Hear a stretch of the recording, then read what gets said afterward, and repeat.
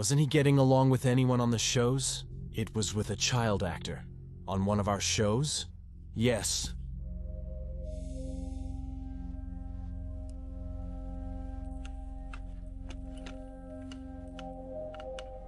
The television network Nickelodeon was the cradle of great children's and youth hits between the late 90s and early 2000s. If you're around 30 years old like me, you surely identified at some point with this channel. It also knew how to be the creator of endearing characters and comedy programs that still remain in the audience's memory. But the fun and laughter that were reflected on the screen had nothing to do with the reality that the young actors lived when the cameras were turned off. If you're around 30 years old like me, you surely identified at some point with this channel. It also knew how to be the creator of endearing characters and comedy programs that still remain in the audience's memory. But the fun and laughter that were reflected on the screen had nothing to do with the reality that the young actors lived when the cameras were turned off. A few years ago, complaints came to light that revealed the true hell it was to work on the channel. However, it wasn't until 20 years later that one of the most well-known faces of Nickelodeon dared to tell their truth. The controversy erupted once again when Drake Bell brought to light the traumatic experience he had when he was 15 years old working in Hollywood.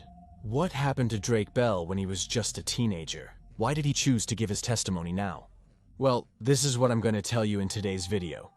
Jared Drake Bell, known as Drake, was born on June 27, 1986 in Newport Beach, California.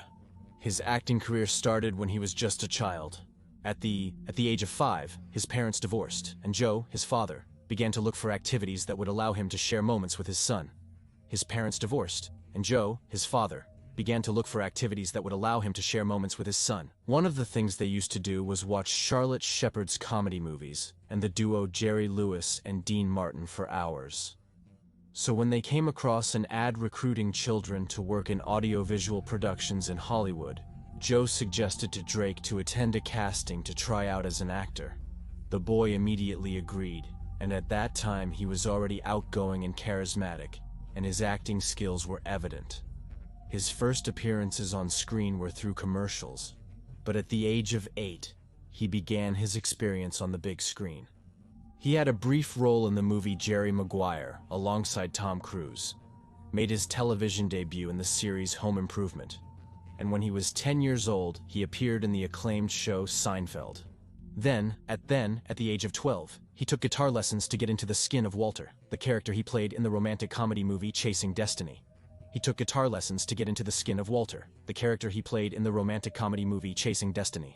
that's how he discovered that music was one of his passions. He easily learned to play the first chords that later turned into songs with lyrics and melodies that he wrote himself. Drake was delighted with the life he was leading. It was everything he dreamed of. But the best was yet to come. In 1999, he landed a major contract with the famous television network Nickelodeon. Drake became part of the cast of The Amanda Show, where he shared the stage with the channel's big star at the time, Amanda Bynes. On that show, he also met Josh Peck, with whom he showed great chemistry both on and off camera, which caught the attention of the producers. He landed a major contract with the famous television network Nickelodeon. Drake became part of the cast of The Amanda Show, where he shared the stage with the channel's big star at the time, Amanda Bynes. On that show, he also met Josh Peck, with whom he showed great chemistry both on and off camera, which caught the attention of the producers. This was the opportunity Drake had to showcase his great talent and versatility in the entertainment industry.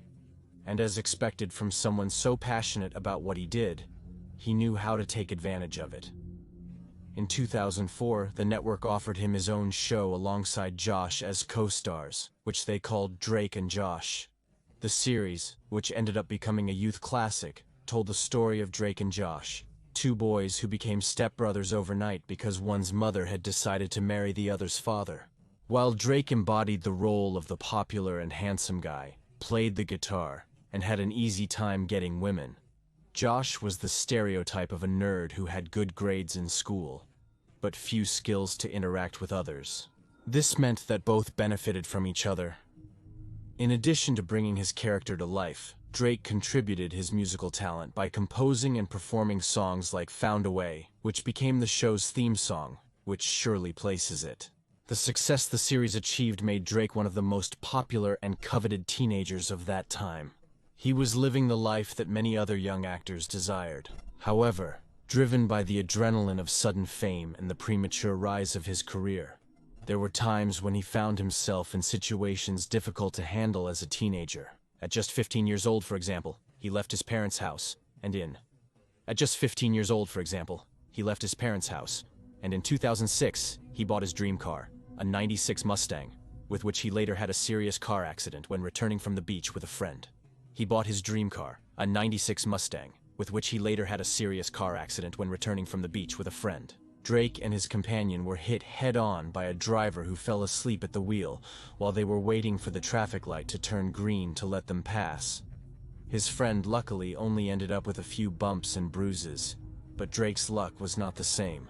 The young Nickelodeon promise fractured his jaw in several pieces to the point of almost detaching. He also had a neck fracture and a deep cut that covered almost his entire face. His promising career was compromised as at the time of the accident, he was in the middle of recording the third season of Drake and Josh.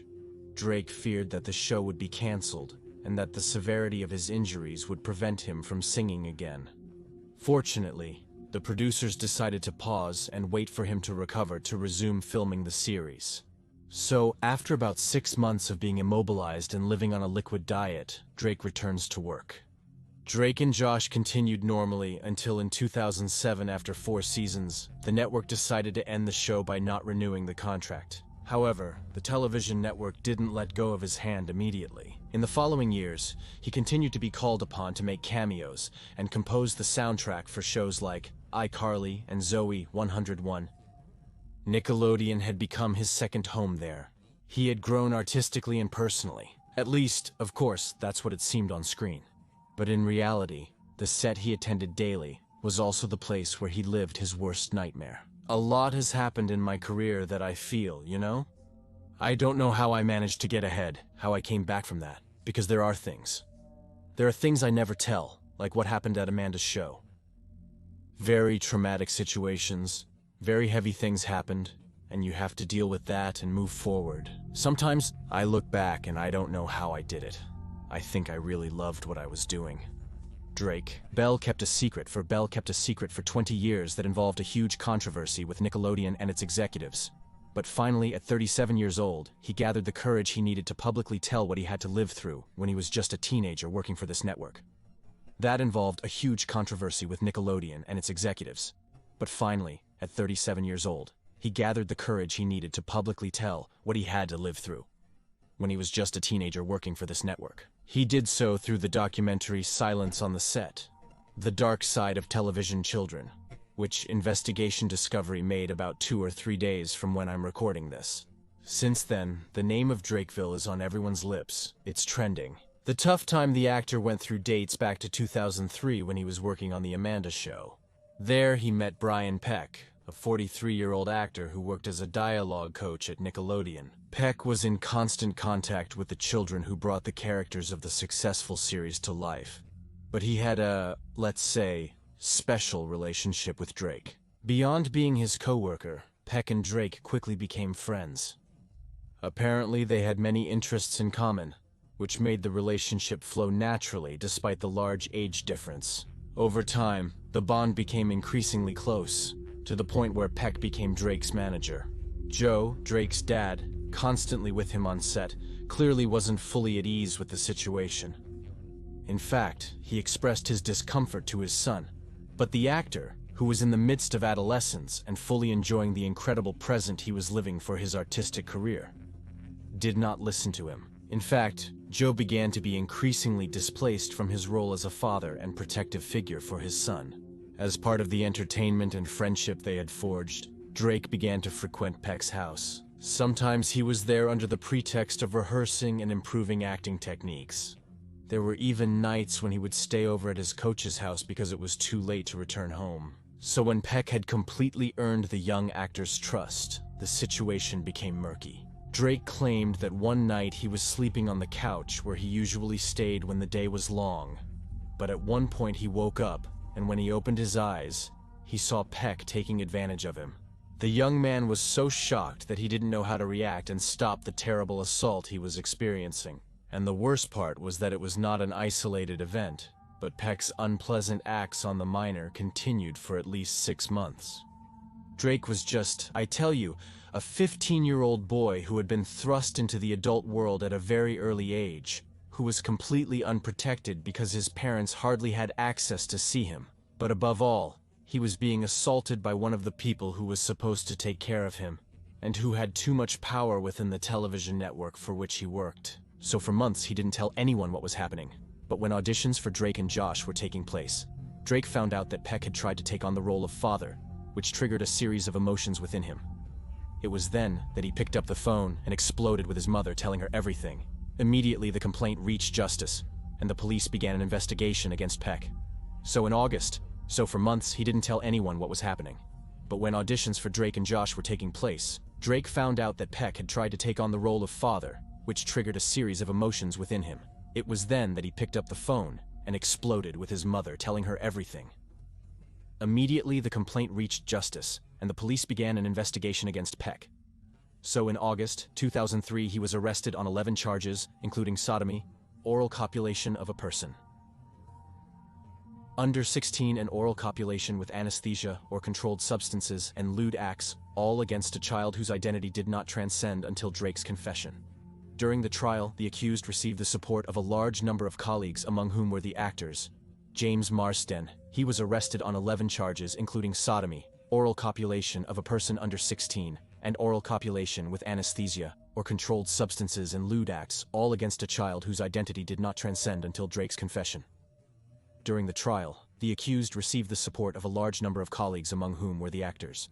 James Marsden, Will Friedle, and Ryder Strong, who confessed their regret after the truth of the events was revealed in the present day. Then in May 2004, Peck faced the hearing before the judge, in which he decided not to refute the charges for which he was being accused, and was finally sentenced to only 16 months in prison and was ordered to register as a sex offender.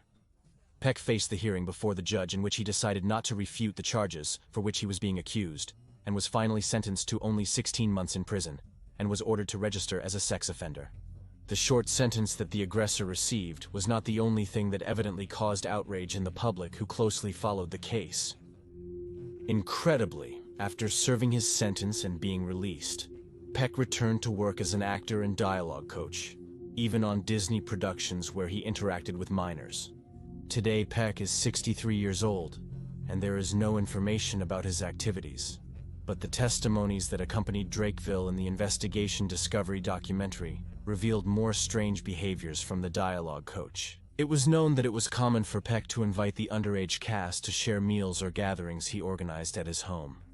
The dialogue coach had a terrifying painting of a clown on display. Out of curiosity, one of the children turned it over, and on the other side found a dedication that said, "To my great friend Brian," signed by "Who Do You Think" by John Wayne Gacy, this murderer who dressed up as a clown. They then discovered that Peck maintained a friendship through letters with the serial killer known as the Killer Clown, who was in prison for having ended the lives of at least 30 young people in the 70s. But far from feeling intimidated when questioned about the matter, this jerk proudly acknowledged that, indeed, the painting had been sent to him by the criminal. Peck's aberrant behavior was sustained over time by the power that the television network executives gave him by remaining silent, even knowing what was happening in the hallways of the set. Now, on the other hand, it is known that Drakeville kept within him for decades the dark secret for fear not only of losing his job at that time, but that his artistic career would be completely over. As often happens in the exclusive world of Hollywood, money was more important than the well-being of the young actors. However, there are truths that not even all the fortune in the world can hide, and more controversies surrounding Nickelodeon were exposed. Working for John was like being in a toxic relationship. The way John treated the people who worked on her shows was an open secret. It was largely in 2017 that the hashtag #MeToo movement encouraged, especially women in the industry, to reveal the murky truths that Hollywood hid, which were far from the luxuries and happiness that belonged to the show. Back then, the reality that was lived in the halls of Nickelodeon began to spread, especially in the early 2000s. Actresses Alexa Nicola and Janet McCurdy, who participated in the series I'm 101, and iCarly, respectively, were among the first to express their outrage against the television network. In addition to their testimonies, many more employees who worked behind the scenes joined in. All pointed particularly towards Dan Schneider. Schneider was the showrunner who brought the most success to Nickelodeon. The man was in charge of creating the most acclaimed series like The Amanda Show, Drake and Josh, and iCarly, among many others. For 2 decades, he was in charge of the technical team that executed his ideas and the children who played the characters. But Schneider's devotion to his work crossed the thin line of exploitation.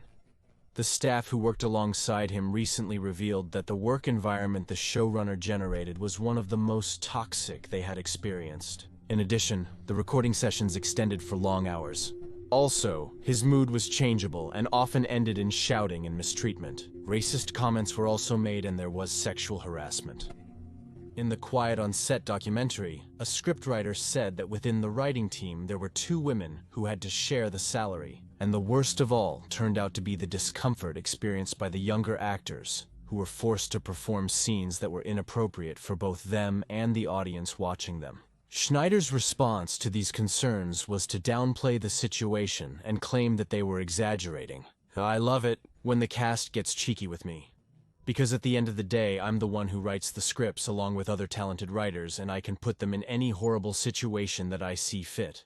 So, when the protests became massive, in the year 2018, the television network authorities decided to remove Dan Schneider from his position, but this only generated more anger from the protesters, as Nickelodeon did not admit that it was aware of what was happening on the sets. But they had chosen to look the other way, because Schneider was the one who brought them a hefty amount of money.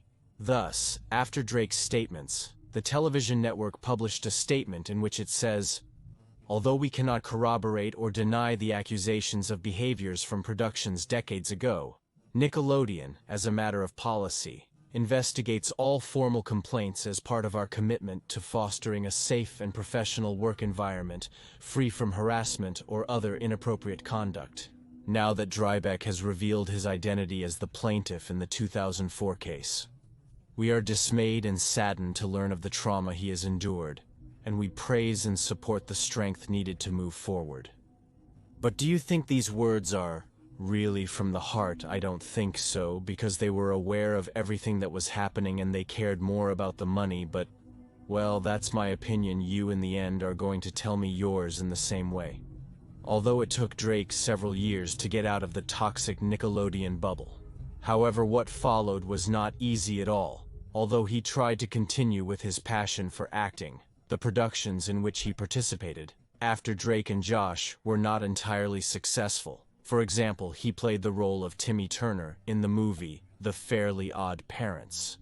It's time to grow up, Timmy, but he went completely unnoticed, and then the adversities he had had to face from a very young age had led him to an excessive consumption of alcohol and other illegal substances that put his reputation at stake. In fact, on several occasions he was arrested by the police for driving his vehicle while intoxicated. He was arrested and sentenced to spend. He was arrested and sentenced to spend 4 days in prison, of which he only served. He was arrested and sentenced to spend. He was arrested and sentenced to spend 4 days in prison, of which he only served 1 because he was released after paying a bail of $20,000. Of which he only served 1 because he was released after paying a bail of $20,000. Because he was released after paying a bail of $20,000. Of which he only served. He was arrested and sentenced to spend. He was arrested and sentenced to spend 4 days in prison, of which he only served 1 because he was released after paying a bail of $20,000. Of which he only served 1 because he was released after paying a bail of $20,000. Because he was released after paying a bail of he was arrested and sentenced to spend. He was arrested and sentenced to spend 4 days in prison, of which he only served. He was arrested and sentenced to spend. He was arrested and sentenced to spend 4 days in prison, of which he only served 1 because he was released after paying a bail of $20,000. Of which he only served 1 because he was released after paying a bail of $20,000. Because he was released after paying a bail of $20,000. Of which he only served. He was arrested and sentenced to spend. He was arrested and sentenced to spend 4 days in prison, of which he only served 1 because he was released after paying a bail of $20,000. of which he only served one because he was released after paying a bail of $20,000. In addition, in 2014, he declared bankruptcy and lost the house he had managed to buy with his many years of work. His life, as you realize, seemed to be going downhill, but at that time, through mutual friends, he met a girl who won him over. Drake and Janet Von Schmeling started out as friends, but later built a couple. The misery that Drake had faced in recent times seemed to disappear. In addition to his romantic relationship, the artist still retained his love for music. It was thanks to his talent for singing and guitar that he managed to reinvent himself and distance himself from the toxicity of Hollywood. I don't know if it was conscious or not, but when I started writing the lyrics to my last album, it was like, I want to get out of here. I don't want to keep doing this. I don't want to be here anymore. It's not that I didn't want to keep making music or being an artist. It was because of this bubble that is Hollywood, which is really toxic, especially for young actors. Fully devoted to music, Drake has released 4 studio albums so far in his career. Although he didn't receive the support he expected in the United States, he did in Mexico. In this country, he managed to position himself as #1 in the ranking, and his followers let him know by accompanying him at every concert he gave. Drake took advantage of the affection he received from the Mexicans and managed to build a close relationship with his fans. In fact, he started joking on his social media about becoming a Mexican citizen. As a joke, he also changed his name on Twitter to Drake Bell and interacted with people through messages in Spanish. Although his professional career was growing, the same was not happening in his personal life. His romance with Janet broke off for a while, but in 2018 they reconnected and decided to get married. The couple reached their greatest happiness with the arrival of their son in 2021, and music returned to Drake the happiness he felt standing on a stage. Although adversity soon returned, Drake became involved in controversies again, this time much more serious. In 2020, his ex-girlfriend Melissa Lingenfeld posted a video on her TikTok account in which she accused him of being violent. According to the young woman's statements, Drake had physically and psychologically abused her when they were a couple, 10 years ago. The actor and musician denied the allegations, but it didn't help him much as this situation reignited another controversy involving him that had been little or not discussed in the media. Because in the year 2018, Drake was accused of endangering a minor and a misdemeanor of disseminating harmful material to minors. The incident had occurred with a fan of about 15 years old after a concert in Cleveland that had taken place back in the year 2017. The investigation took more than 3 years, and finally, in the middle of the year 2021, the trial against him was held. I initially was his fan. I was definitely one of his biggest fans. Everyone who has known me since I was a child knows that he was a hero to me, and I would have done anything for him. The victim stated the minor's aunt had introduced her to Drake through a mutual friend. Since then, whenever they could, they would meet at concerts and have conversations through messages on social media.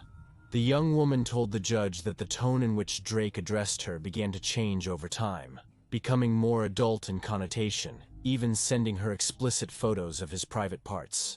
In addition, she added that in their in-person meetings, Drake had abused her on several occasions, even when her aunt and other people were around them. The young woman's account became increasingly chilling. However, when she finished her statement, the judge responded that they were not in an abuse trial, but that the defendant was facing charges of endangering a minor and a misdemeanor of disseminating harmful material to minors, and for that, he would be convicted. Although Drake denied the accusations and insisted that he had only had contact with the minor virtually and had never seen her in person, he accepted his lawyer's recommendation to plead guilty. In this way, he would avoid going to prison and spending time away from his family. For that reason, Drake was only sentenced to 2 years of probation, during which he had to complete 200 hours of community service. Furthermore, he was banned from contacting the victim. In the times following his conviction, Drake faced public outrage from those who were dissatisfied with the resolution of the case. A large portion of the population expressed their dissatisfaction with the judge's decision through social media. They did not believe in his innocence and felt that he should go to jail to pay for his actions. On the other hand, society expressed its support for the artist. Being labeled in the way I have been these past few years is very tough. It's very hard when you know there are real predators out there doing horrible things. Things that have happened to me. The idealization of Hollywood as a magical world that only a few people can reach, usually the most beautiful and talented, has been ingrained in society for many decades. But this conception of celebrities living in a kind of bubble has been deteriorating over the last few years, when these unreachable stars began to show their more human side by revealing the dark experiences they lived behind the scenes and had kept secret. The case of Drakeville and his recent confession about the traumatic moment he experienced during the period he worked at the television network, made by Kids for Kids, is a faithful reflection of what many people go through in this industry. Although, as expected, his confession about the facts did not free him from the stigma he carries from his own accusations. On the contrary, there are those who believe that Drake chose this moment to tell his truth as a result of a strategy to clean up his image and save his reputation. But just as happened a few years ago, there are also those who applaud his courage to denounce in front of the cameras the lack of protection, the mistreatment, and the vulnerability to which the children of that Nickelodeon television station were exposed. Then, in the year 2023, Drake released an album in which he expressed the toxicity that encompasses all of Hollywood, and in this way channeled it through music and at the same time made, let's say, as if it were a story of overcoming. Drake released an album in which he expressed the toxicity that encompasses all of Hollywood, and in this way channeled it through music, and at the same time made, let's say, as if it were a story of overcoming. If you like these kinds of topics, you can now listen to my podcast that is in Many More Mysteries, both on YouTube and on Facebook. There I talk about all these kinds of themes, along with my partner Edson.